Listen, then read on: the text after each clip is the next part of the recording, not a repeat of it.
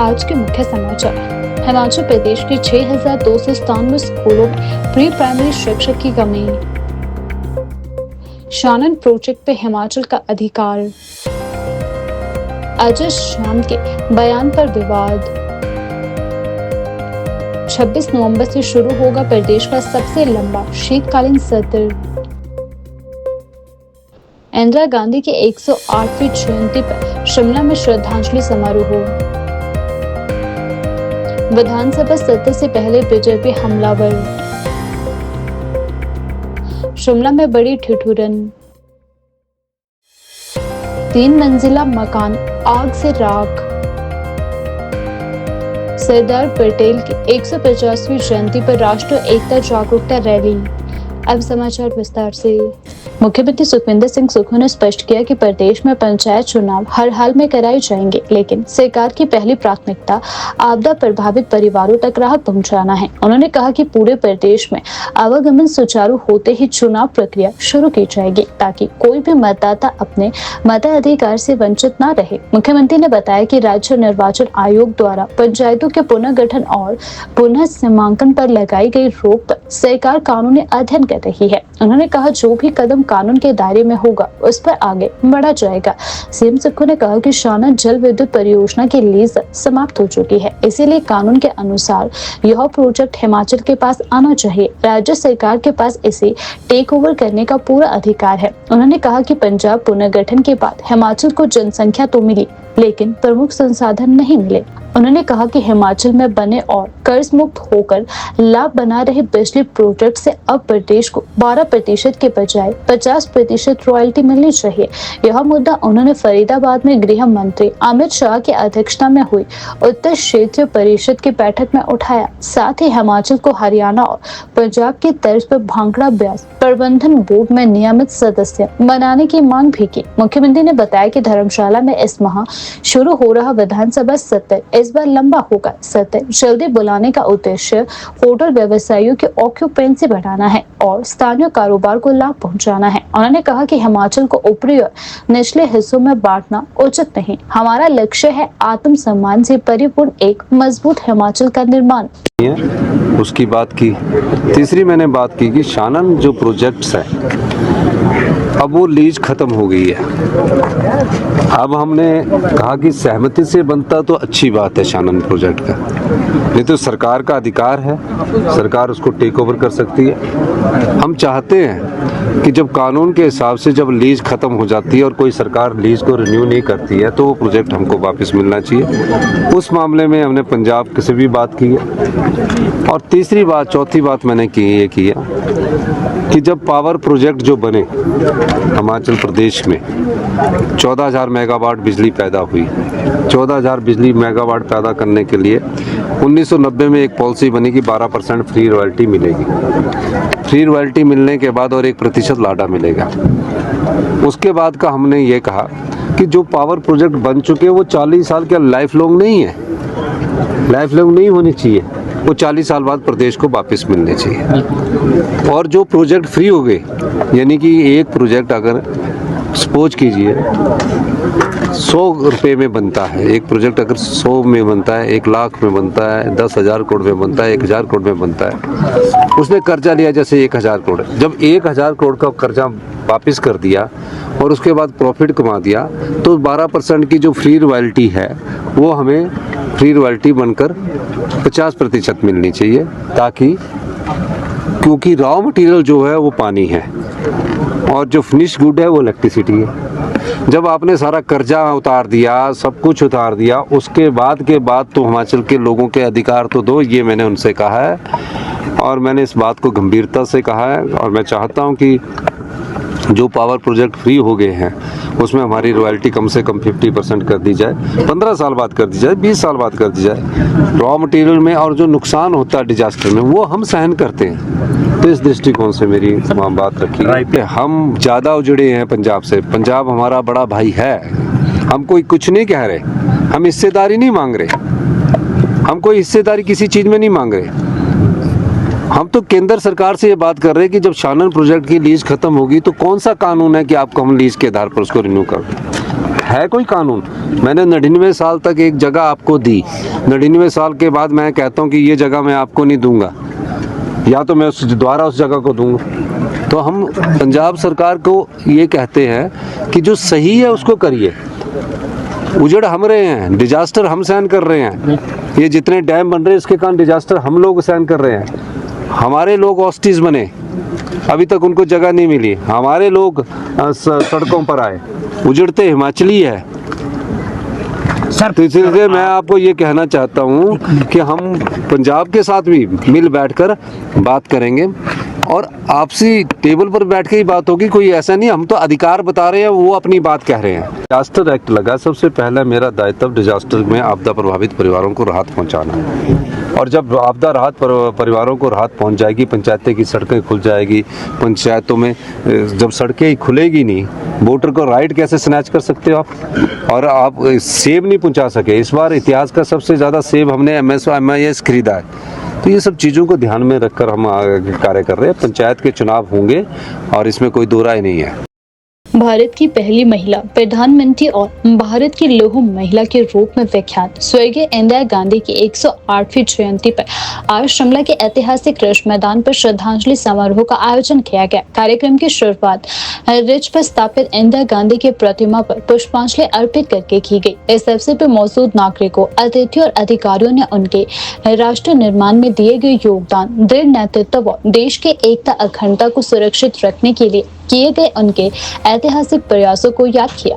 श्रद्धांजलि अर्पित करने वालों में हिमाचल प्रदेश के मुख्यमंत्री सुखविंदर सिंह सुक्खू, स्वास्थ्य मंत्री धनीराम शांडिल, कई विधायक और सामाजिक कार्यकर्ता और विभिन्न संगठनों के प्रतिनिधि शामिल रहे।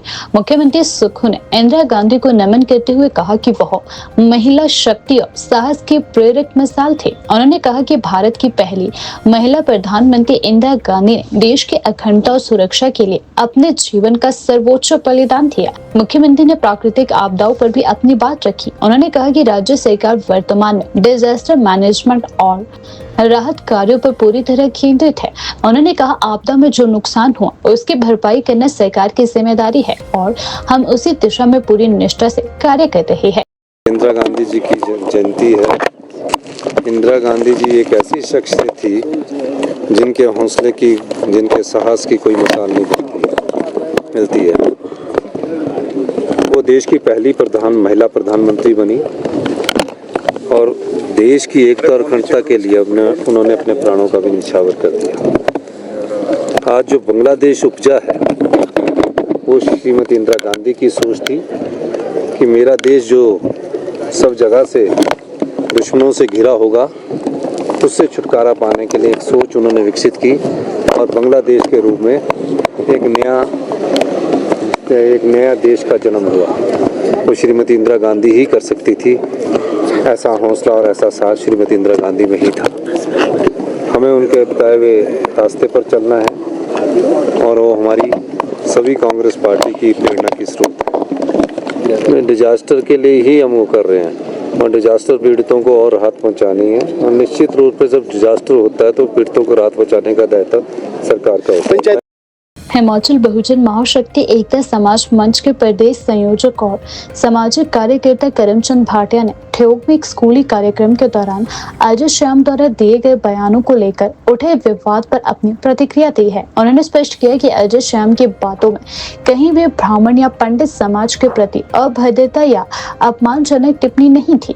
उन्होंने कहा कि यदि अजय श्याम के बयानों को कोई व्यक्ति या संगठन ब्राह्मण पंडित समाज का अपमान साबित कर दे तो समाज मंच के ओर से उसे 31,000 का इनाम देगा।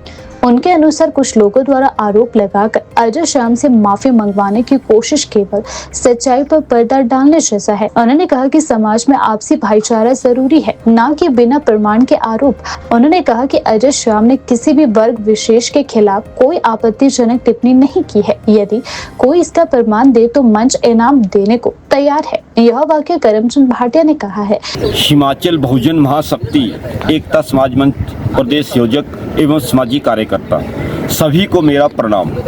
आज मैं जिस विषय को लेकर आपके सामने आया हूँ हाल ही में सोशल मीडिया के माध्यम से और प्रदेश की अखबारों की सुर्खियों में छाया हुआ है। मैं किसी ब्राह्मण समाज के खिलाफ नहीं, मैं किसी पंडित समाज के खिलाफ नहीं या किसी भी वर्ग के खिलाफ नहीं, सब परमात्मा की प्रकृति की अंश है। लेकिन हाल ही में हिमाचल प्रदेश के जिला शिमला के ठियोग के तहत जो अजय श्याम जी है उन्होंने एक स्कूल के कार्यक्रम में जो बातें रखी कि कोई भी पंडित अगर ये प्रमाणित करके दिखा दे कि पुनर्जन्म होता है और जो आदमी जो मर जाता है, जो उसकी 16वीं की जाती है या 13वीं की जाती है और उस दिन जो उनको सामान बिस्तर मंजे बिस्तर वगैरह जो भी सामान दिया जाता है वो उस आत्मा को पहुंच जाता है और पहुंचा देता है। तो उसको अगर वो प्रमाणित कर दे और उसका अगर वो सर्टिफिकेट दे दे तो वो मेरे को सर्टिफिकेट दे, तो इसके ऊपर जो है प्रदेश का या ठियोग से संबंधित जो ब्राह्मण समाज है, जो पंडित समाज है, वो अपने आप को ऐसे प्रचारित कर रहा है कि हमारा समाज का अपमान किया गया है, हमारे ऊपर अभद्र टिप्पणी की गई है। लेकिन मैं ब्राह्मण समाज से, मैं पंडित समाज से पूछना चाहता हूं कि इसमें अभद्र टिप्पणी की बात क्या है? इसमें ब्राह्मण समाज का अपमान कहां से हो गया? इसमें पंडित समाज का अपमान कहां से हो गया?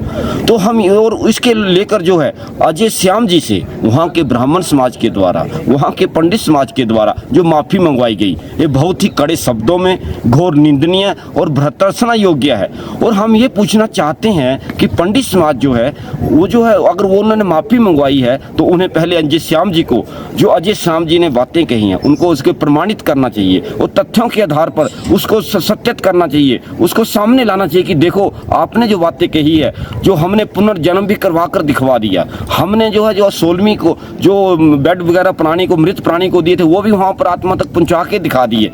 तो ये प्रमाणित करके अगर उसके बाद वो माफ़ी मंगवाते तो उसको लेकर जो है तब उनकी बात को माफ़ी मांगने का उनका दायित्व बनता था, उनकी जिम्मेदारी बनती, उनका फर्ज था। लेकिन ऐसा नहीं किया गया। तो हम चाहते हैं कि ब्राह्मण समाज के लोग जो है पंडित समाज इन भ्रांतियों को दूर करें। अगर उनमें इस चीज़ में प्रमाणित करने की ताकत है, शक्ति है, उनके तंत्रों मंत्रों में और जो क्रियाक्रमों में शक्ति है, तो उन्हें इसको प्रमाणित करना चाहिए। उनको मैं रोज़ जो है उनको हमने 11,000 रुपये का इनाम रखा था, उसके ऊपर बढ़ाकर 21,000 कर दिया। अब हमने 31,000 इनाम उनको कर दिया है कि जो भी इसको प्रमाणित कर देगा, अजय श्याम जी को बातों को प्रमाणित कर देगा, उसको 31,000 नाम दिया जाएगा। हर दिन या दूसरे 10,000 राशि बढ़ती जाएगी। लेकिन अजय श्याम जी को जिस तरह अगर कांग्रेस और भाजपा के राजनीतिक चश्मे से हटाकर इसे देखा जाए, भले वो भाजपा से संबंधित है, मेरा कांग्रेस और भाजपा से कोई लेना देना नहीं, विषय नहीं, लेकिन अजय श्याम जी की अगर बातों को प्रमाणिकता के आधार पर देखा जाए, वैज्ञानिकता के आधार पर देखो, उन्होंने सही बात की है, उसका समर्थन किया जाना चाहिए।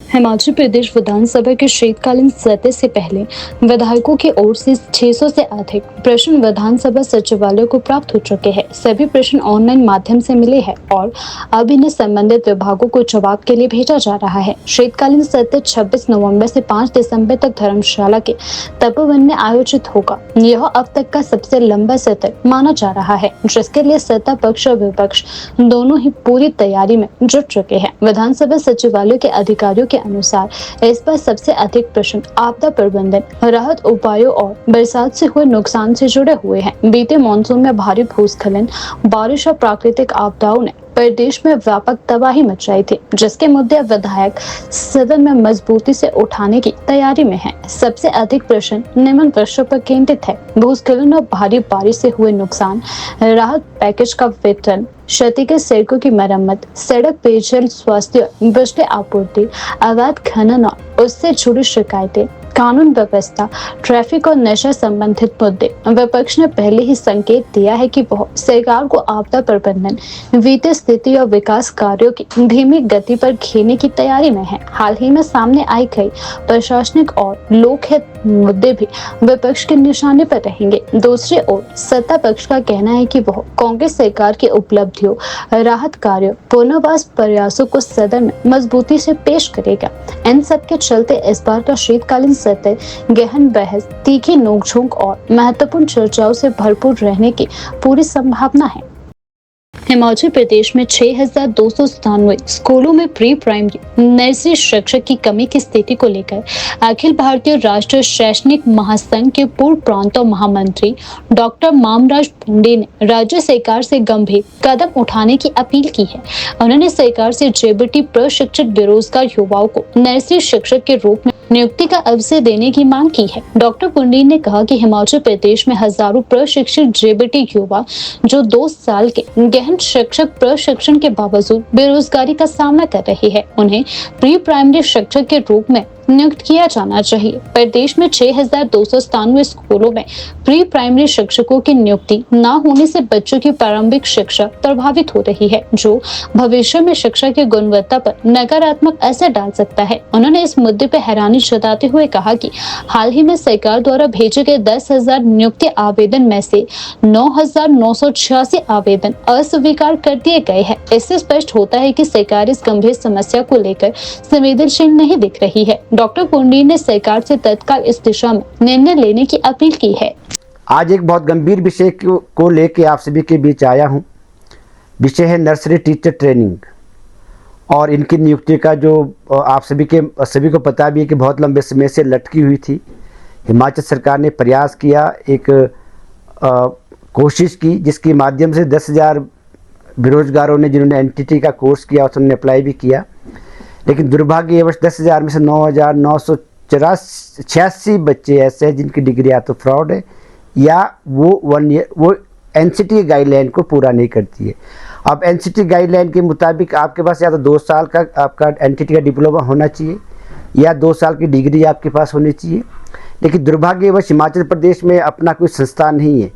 जिन बच्चों ने डिग्रियाँ बाहर से की या तो बाहर से की या ऑनलाइन की है, तो जांच का विषय ये बनता है कि जिन लोगों ने डिग्रियाँ करवाई है उन्होंने कितना पैसा हिमाचल प्रदेश के बेरोजगारों से लिया होगा और इसकी जिम्मेवारी किसकी होगी। क्या सरकार इसको जांच करवाएगी, ये विषय तो ये भी आता है। और सरकार को जांच करवानी भी चाहिए कि एनटीटी के अंदर जो बच्चे एनटीटी में जिन्होंने कोर्सेज किया है वो बच्चे हैं जिन्होंने या तो आर्थिक हालात ठीक ना होने की वजह से पढ़ाई को बीच में छोड़ दिया हो या कई बार परिवार में बिटिया की शादी जल्दी करा दी जाती है, तो वो बच्चे भी इसमें हो सकते हैं। तो ऐसे में सरकार को उनके साथ खड़ा होना चाहिए। हिमाचल सरकार ने गवर्नमेंट ऑफ इंडिया को एक लेटर लिख के कोशिश की कि हमें रिलैक्सेशन दिया जाए, जिसका बहुत सार्थक रिजल्ट देखने को नहीं मिला। अब प्रदेश के 6,297 स्कूलों में जहाँ पे नर्सरी के बच्चे आगे हैं उनको पढ़ाने की जिम्मेदारी जो है वो प्राइमरी अध्यापक के ऊपर है। तो सरकार को इस विषय को बहुत गंभीरता से लेना चाहिए। इस पे कुछ एक्स्ट्रा कदम उठाने पड़ेंगे। हमने सुझाव भी सरकार को दिए हैं। मैंने मुख्यमंत्री महोदय, शिक्षा मंत्री से भी जब वार्तालाप की तो हमने सुझाव उनको दिए। शिक्षा सचिव से भी निवेदन किया था। हमने उनसे निवेदन किया है कि आप सरकार को पहला तो सबसे बड़ा काम है कि आपको अपने संस्थान बनाने चाहिए, क्योंकि संस्थान नहीं होंगे, ट्रेनिंग बच्चा बाहर से करके आएगा जिसकी ऑथेंटिसिटी कहीं नहीं देखने को मिलती है। और वो देखने को भी आ रहा है कि आप सिर्फ 14 बच्चे ऐसे हैं जो एलिजिबल है।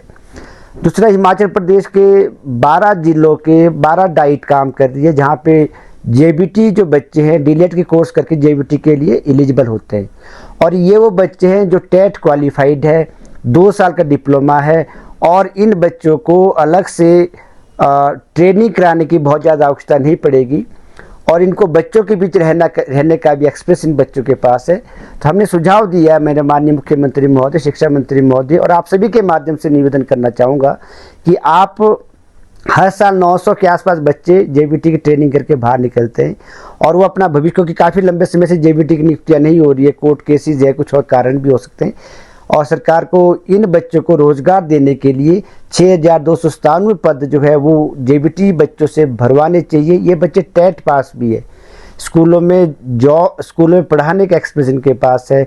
अगर सरकार को चाहिए तो जैसे बाकी जगह न्यू अपॉइंटमेंट के लिए ब्रिज कोर्स कराए जाते हैं, तो एनटीटी के लिए भी डीलेट के पास बच्चों के लिए कोर्स आप करवा सकते हैं। तो हिमाचल सरकार को इस पे भी कदम अपना स्टेप उठाना चाहिए और जहाँ से जिन बच्चों ने जिन्होंने ट्रेनिंग की है एनटीटी की, वो इंक्वायरी करवाए सरकार कि ऐसे कितने संस्थान हिमाचल में काम कर रहे हैं जो एलिजिबल नहीं, जिनके क्राइटेरिया पूरा नहीं करते।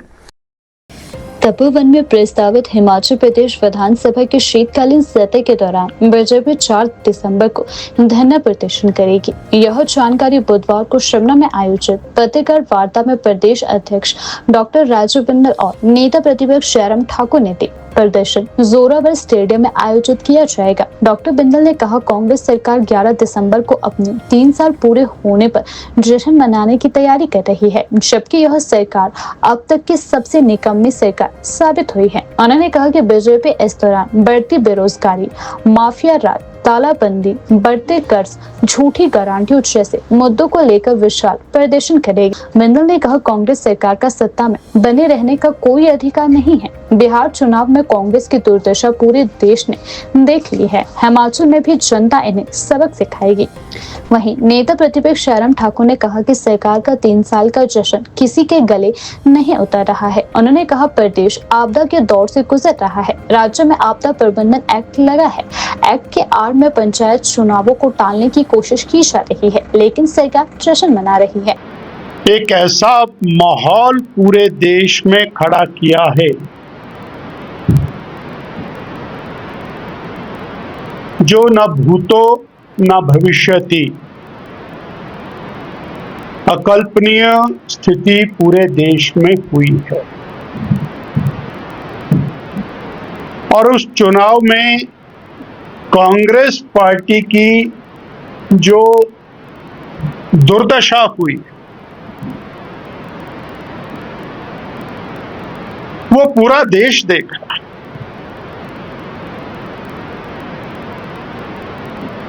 कांग्रेस पार्टी के राष्ट्रीय अध्यक्ष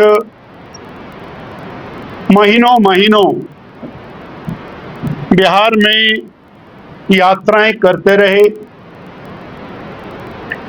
एक झूठा नैरेटिव खड़ा करने का प्रयास करते रहे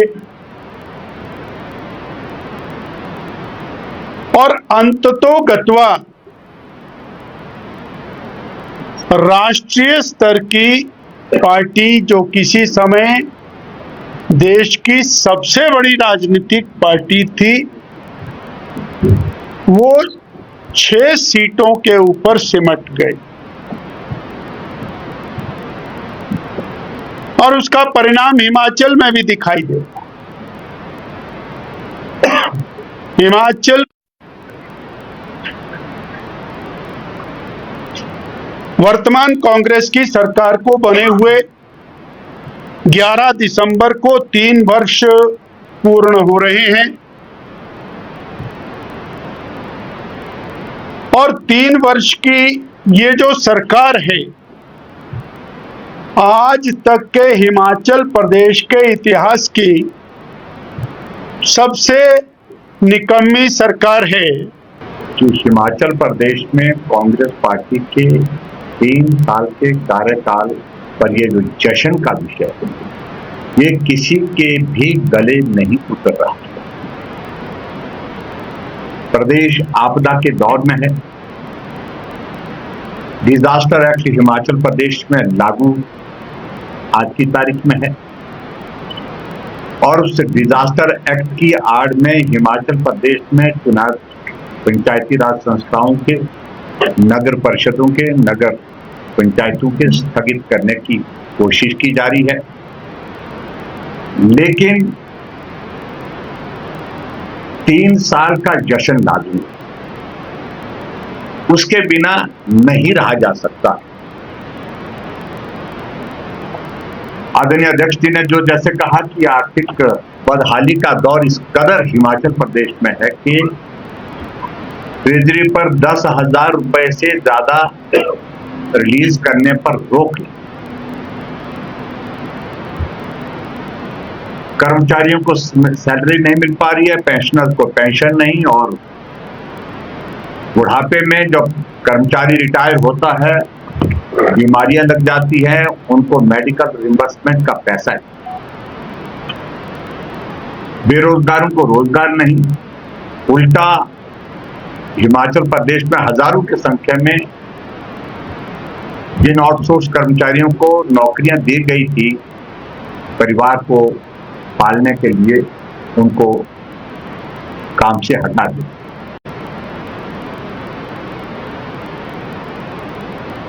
3 साल के कार्यकाल में अगर हम कांग्रेस के नेताओं से पूछें कि एक योजना का जिक्र करिए जो लोगों के जुबान पर है, लोगों के जहन में, तो बोलने की स्थिति में नहीं। जनता की तो बात छोटी,